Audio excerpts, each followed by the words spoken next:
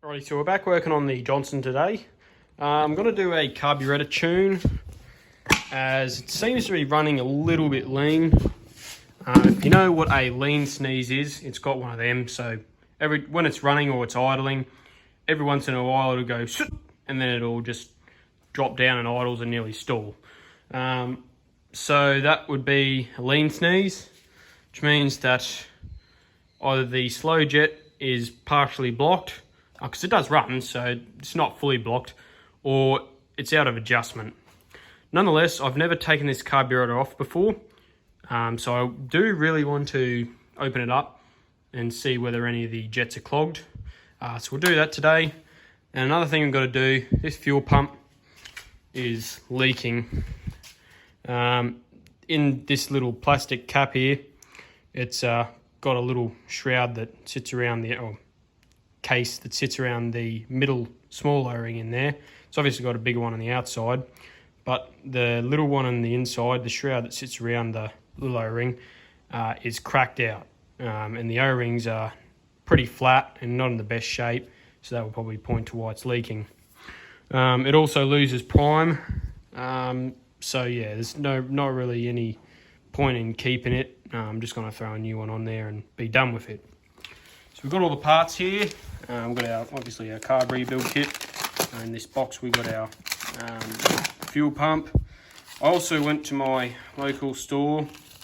I'm pretty surprised that they actually have the parts, but I need a new grommet for this shift linkage. As you can see here, it's all broken and a bit shabby. So I bought a new one of them, and also bought a spare impeller to chuck in my toolbox for when I take it out in the water. Because with an outboard, you can never be too prepared with parts and tools to take with you, as you never know what's going to happen. So I've now moved the outboard around to where I can work on it. We're going to do the carburetor first, because obviously that's the longest task, is pulling this apart, because we'll have to settle our float heights and all that and make sure they're correct. But anyway, we'll get to pulling this off. I just have to find out how to actually get these little clip thingos off, as I'm not entirely sure. Never mind. That comes straight off. So yeah, all we've got to do now is get these two 7/16 nuts off, take our fuel lines out. I think it's just this one going to the primer. Oh, that's got heaps of fuel in it. That's a bit unfortunate. Oh, should drain off. So yeah, good thing about having a pull start engine is that I don't actually have to pull the starter motor out, which is awesome. Means it's going to take me like 2 minutes to get this carburetor off. I don't have to dick around with the starter motor like other outboards, because you can't actually reach this nut without taking the starter motor out. And looks like I'm going to have to do a Suzuki with this one and leave that carburetor on until I move it out a little bit. There we go.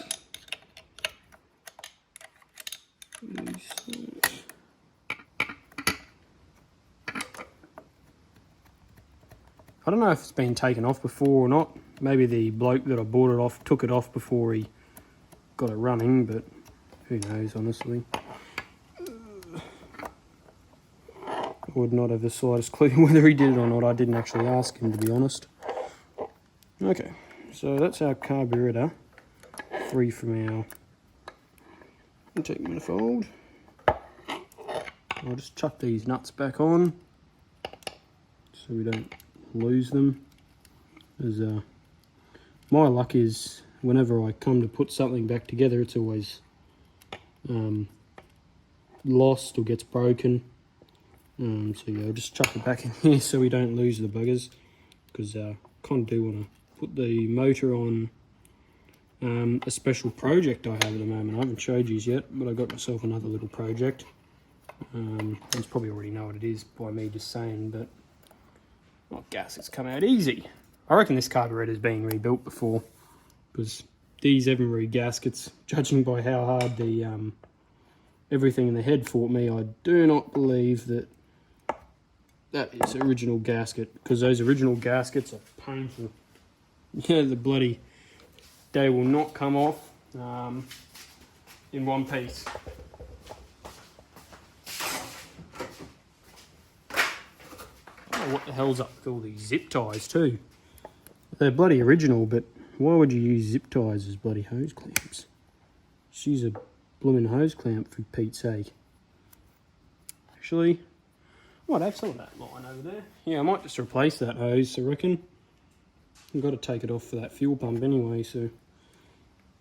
Well, it still feels malleable. There we go. Yeah, actually the lines in this outboard don't actually feel too bad. They're all still very priable. They're not real hard. Even the tips, usually the tips are the hard part, but even these tips are still very priable. So a lot of people say, oh, replace your lines straight away, but this one actually does all of the lines, honestly. Even this one here is still very priable. So yeah, I don't know. So here's our carburetor. On first assessment, it's very clean. Usually carburetors I find are just, yeah, a little bit neglected. This one, although it's very greasy around these joints here, very, very clean carburetor, I must say. So hopefully what's on the outside is also on the inside. Okay, so right here, we've got our kit and our carb. I'll start on this top cover, undoing that. It's just 5 Phillips head screws. Oh, and we also have our needle to take out too. So I'll just take that out as well. There's our needle. Looks very good. It's not broken from what I can tell. So you'll have to adjust it back to the factory settings when we start it up. But nonetheless, everything seems to be looking fine. Except our jets, because we haven't had a look at them yet.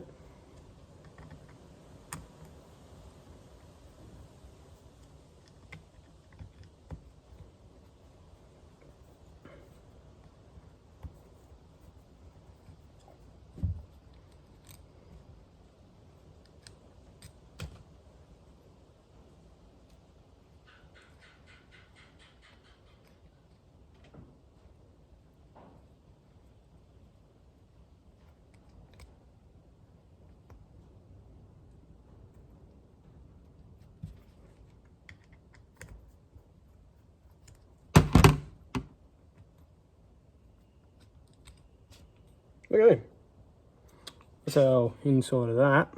I'll have to spray a bit of carby cleaner in there. And there's our gasket. So I'll have to keep that for reference because I believe there's a couple of different ones of those top cover gaskets in here.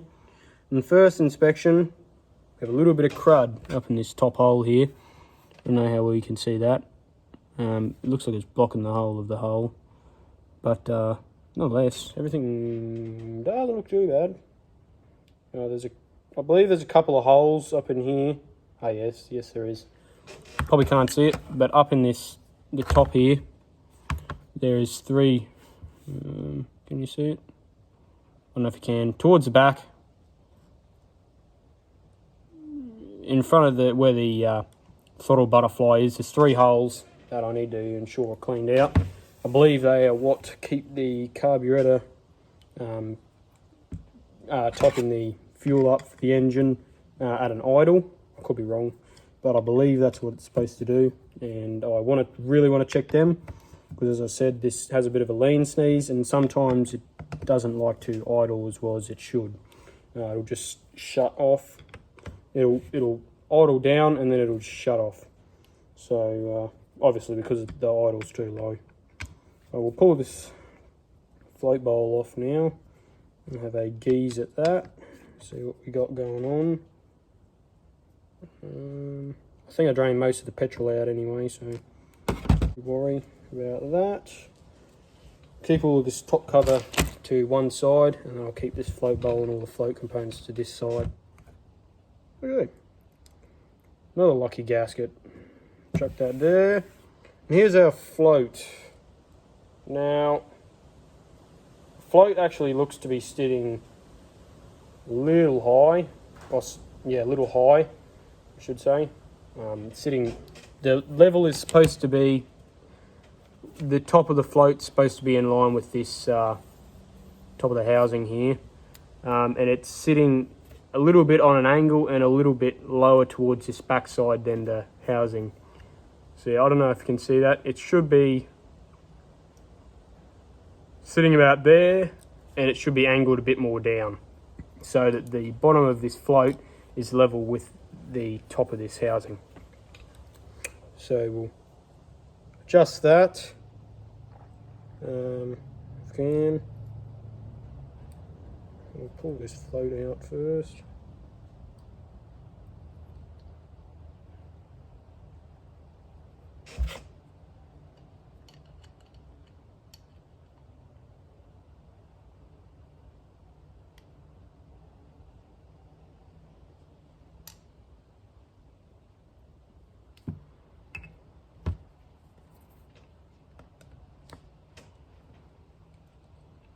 A little, what looks to be a roll pin. Oh no, it must just be collapsible washer. Okay, so here is our needle. Not looking too bad, honestly. Still got a nice tip to it. It's not just, there's no, from what I can see, there's no lines where it's grooved into the actual seat itself. Float doesn't look too bad. Still got the original float, so I'm not sure whether it would have actually had a carb kit in it. Maybe it's just gaskets and they've used the, or kept the original float. I'm not sure, but yeah. Got a couple of gaskets here.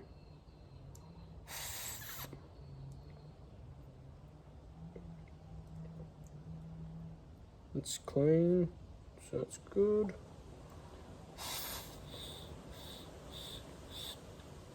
Nice.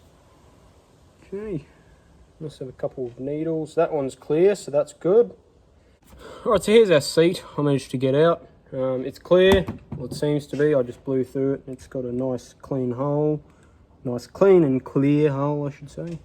So we'll screw that back in. I've put another new washer on there. Put that in, tighten her down till she's nice and firm. Feels about right there. Put your needle in. It's got another spring here for this needle. But yeah, the retainer's fitted.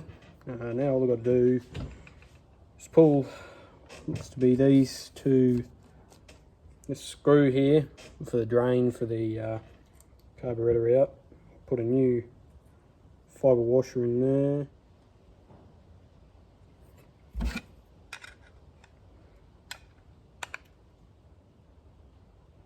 Perfect. It's nice and snug, not tight. And do this fill here. Take our old washer off. Put a new one on.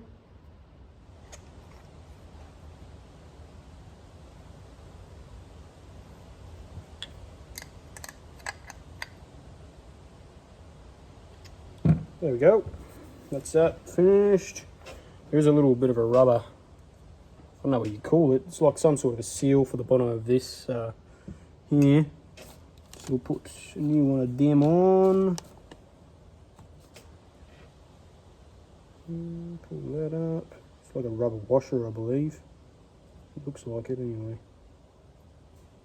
I'll try and keep all these old parts, just so I know how everything went together. I might have to use this old hose again too, because this one doesn't seem to want to go on. Well, from what I can tell, it doesn't want to go on. Maybe with a bit of persuasion it might. Or not. Alright, we'll leave that. I won't worry about that. I'll just put the old one back on. That blows through alright. That's good.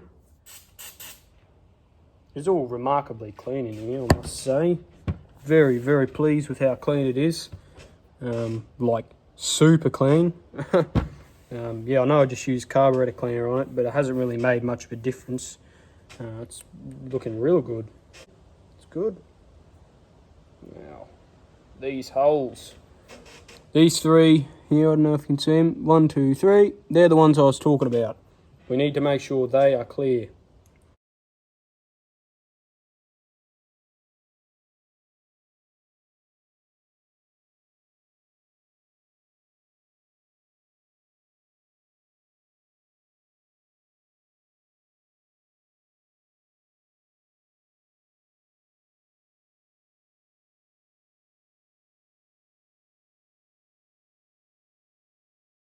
So that's everything done. We'll just check that our needle falls out. That will just tell us that it comes out of its housing nicely. It's not getting stuck anywhere. Comes straight out, so it's perfect. It doesn't need any work, polishing or anything. Although sometimes I do like to do a little bit of a polish to them. It's not always necessary. So now I'll do, now that everything is pretty much done back up, I'm going to, actually I'll have to pull that out again. We're going to set our float height now. Come on, bugger. There we go. So chuck the needle back in its little place, its little happy place. Chuck our pin in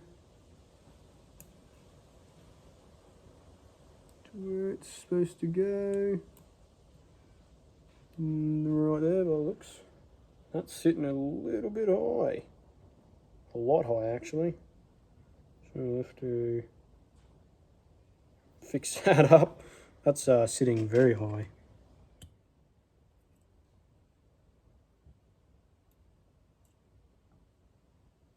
I reckon that looks pretty much perfect. It's sitting pretty much flush with the housing. Probably go up a touch.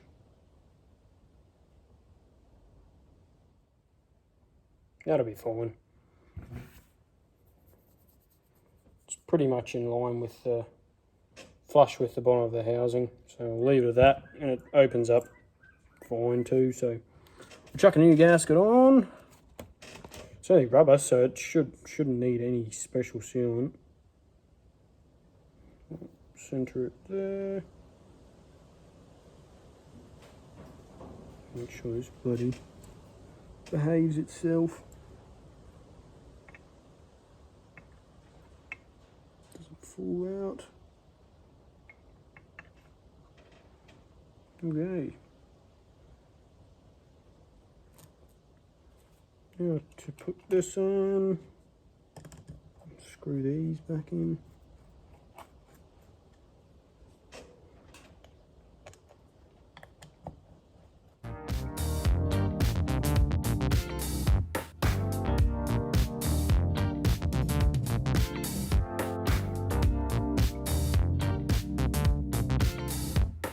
Alrighty, so that's our carburetor fully rebuilt.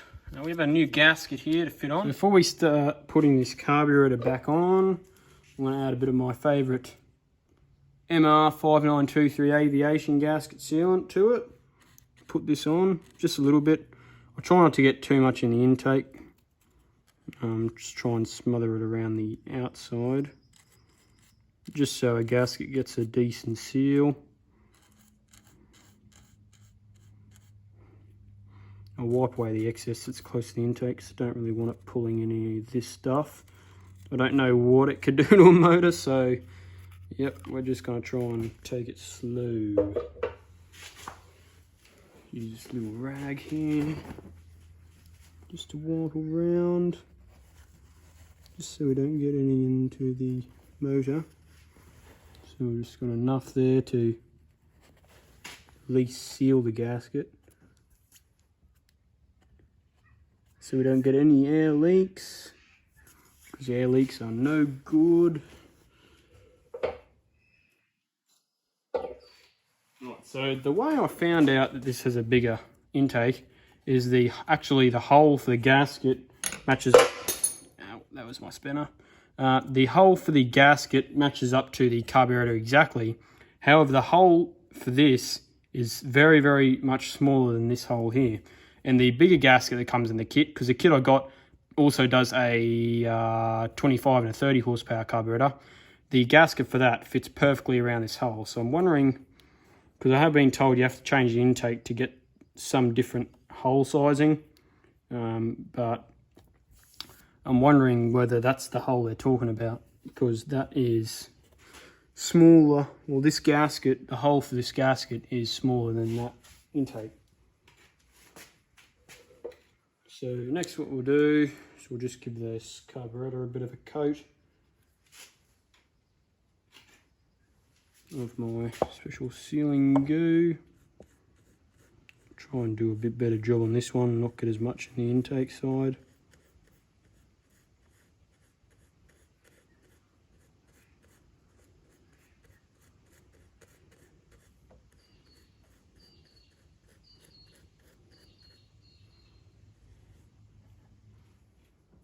chuck it clean on.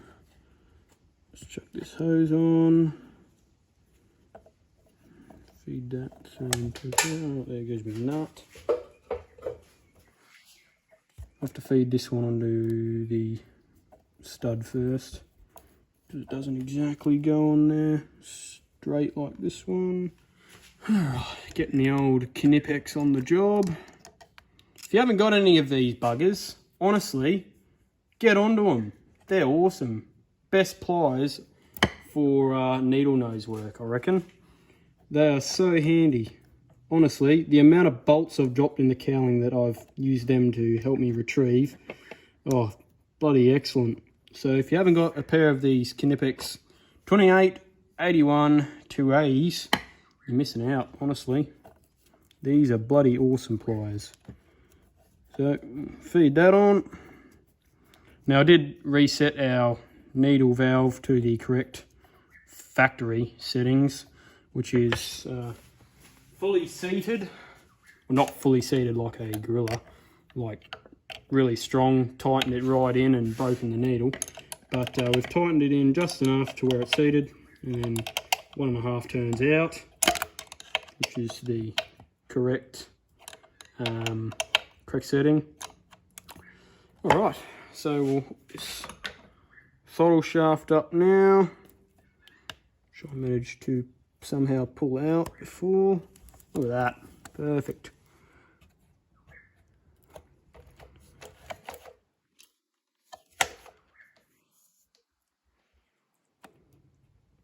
Now I've been told you can time these carburetors, or timing with little fingers, finger marks, or quotations. I don't exactly know how to time them, or what you have to do to time them. I'm guessing it's most likely just this plate here. Well, you probably can't see it on camera. I'll bring it around. So this plate here, move this throttle, there's 2 marks there, and that's how you get it to idle. Now this seems to like pretty much line up with those 2 marks. However, it won't idle, so I've just done a little RegNet fix. That's what I do here at the Big Rig 2005 channel. We've put a little bit of, I don't know, I think that's 4mm hose on there, because that cam, there's a cam in there that goes around. It's got a little flat on it, probably can't see it, but it's supposed to ride on this, they call it like timing, well, it rides on the timing sort of a setup, all the stator and stuff like that. It's in there. But yeah, it's supposed to ride on that and then increase your throttle as you obviously open it, close it. But it's not doing that because it won't idle. So I put that in there and it idles pretty schmick now. So yeah. Anyway, enough of my yapping. We'll change this fuel pump over. So right here we've got our old fuel pump. New fuel pump. New fuel pump doesn't look too bad. Looks exactly the same. So I guess that's a good thing. So we just pull the caps off. I believe there's a new gasket actually in that kit. Yes, there is. Excellent. Right there. Should go on fine. Our hose is still flexible, so I'm going to leave them. They don't look too bad. So we'll just, chuck our new fuel pump on for our new gasket. Might clean them up a bit, those surfaces. And then we'll put them on obviously, and then we'll send it.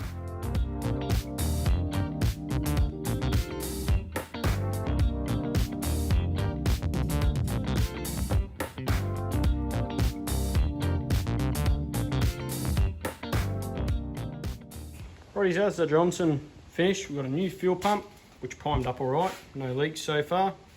And we managed to get our, what's all that? That's all right. We managed to get all of our carburetor resealed. That's all done. Now got it to prime up. See, this fuel's leaking down. There we go. Yeah, it's primed up. So that's pretty good. I also got our gear gator fitted. I didn't show you that because that took me ages to fit. It must be like really hard rubber or something, because it did not really want to move how I want it to. But that's everything. Now we've got to do test it out. Ready, so now I've got the Johnson mounted up on the new project. So I've got a tinny. It's a Savage 375 Snipe, so 3.8 meters. Pretty nice tinny actually. I didn't pick it up for too much, so yeah, it was pretty cheap.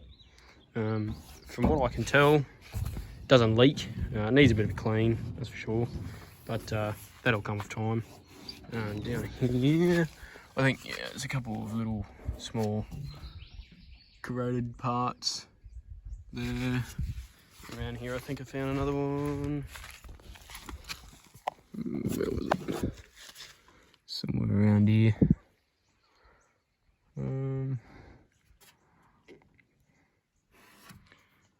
I lost it now. I did have it, it was somewhere around here.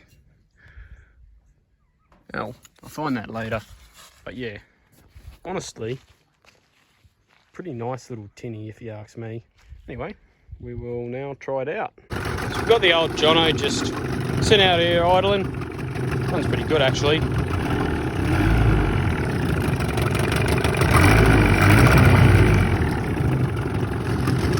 Really happy. It's idling very low, which is pretty remarkable. Might just push this back around a bit because the wind keeps being an arsehat. But yeah, see how quickly it starts back up. Look at that. This is a faithful old thing, I reckon. It didn't even overheat on me. I think we got ourselves onto a decent motor here. Obviously the corrosion is not the best part, but the thing runs like a bloody Swiss watch, so yeah, I'm happy.